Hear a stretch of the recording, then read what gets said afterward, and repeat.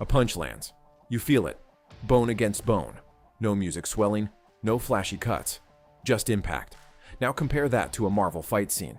Same punch. But somehow, it feels lighter. Almost fake. Even when the visuals are bigger, louder, and more expensive.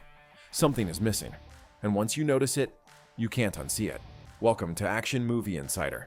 I'm Roman, and for over 15 years, I've been interviewing action stars, stunt performers, and filmmakers, getting a first-hand look at how real action is created, from legendary icons to rising fighters.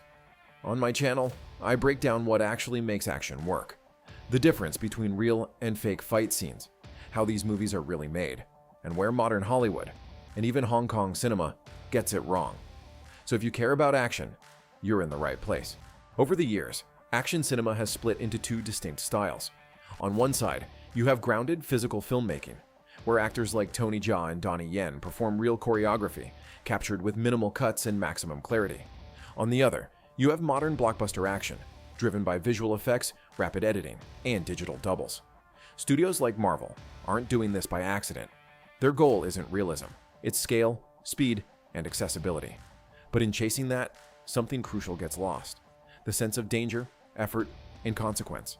So in this video, we're putting these styles head to head to uncover why real fight scenes don't just look different. They feel different. Let's start with Ong-Bak, and this is where everything changes. From the first chase to the underground fight club, you're not watching choreography. You're watching impact. Tony Jaa isn't just performing moves, he's committing to them. No wires, no CGI, no safety net you can see. When he jumps, flips, or crashes into obstacles, the camera doesn't hide it. It stays wide. It lets the action breathe. And that's the key. You see the full body, the full motion, the full consequence. Every strike lands with weight because it looks dangerous. Because it is dangerous. The lack of cuts forces your brain to process the action as real, not assembled. This isn't just a fight scene. It's physical storytelling. And then, Ip Man takes that realism and refines it into something even more precise. With Ip Man, the approach shifts, but the realism stays. Donnie Yen brings precision instead of chaos.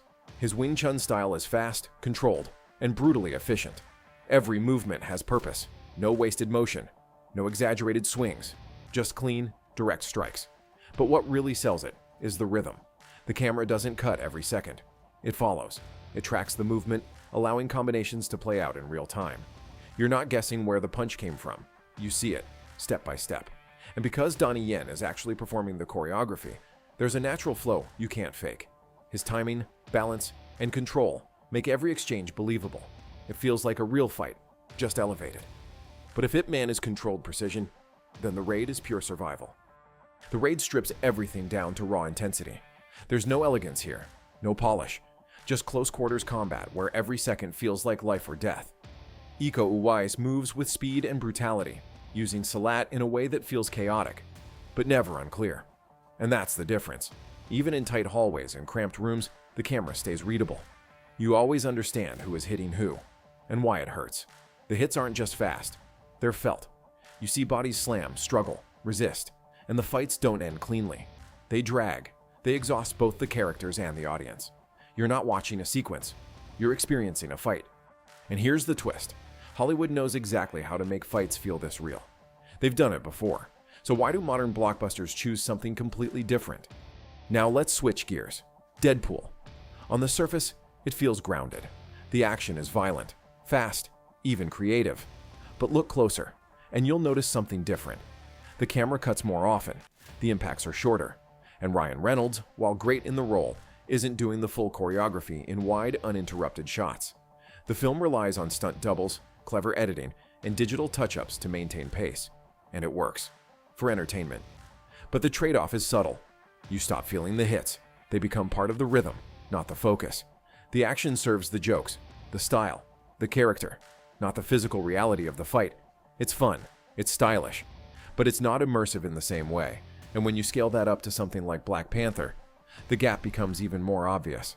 Black Panther takes things into full blockbuster territory. The fights are bigger, faster, and more visually complex, but also more artificial. Heavy CGI, digital environments, and fully rendered characters start to replace physical performance. Take the final battle. It's ambitious, but the moment characters become digital, the sense of weight disappears. Movements feel floaty. Impacts lack resistance. Your brain registers the action, but doesn't believe it. Even earlier fights, with real actors, are often cut too quickly or framed too tightly to showcase full movement. The result?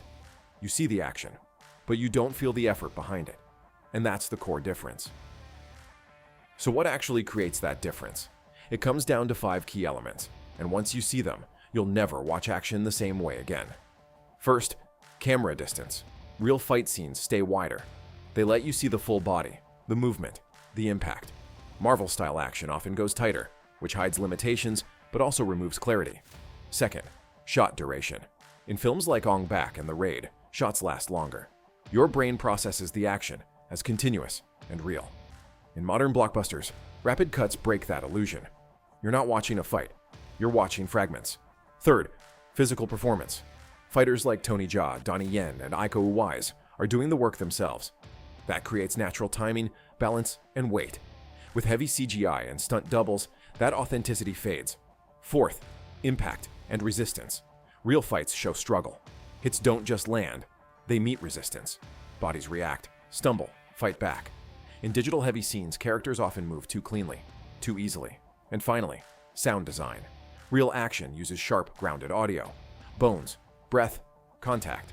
Blockbusters often layer exaggerated effects that sound big, but feel disconnected. Put all of this together, and the result is simple. Real action feels dangerous. Modern action often feels designed.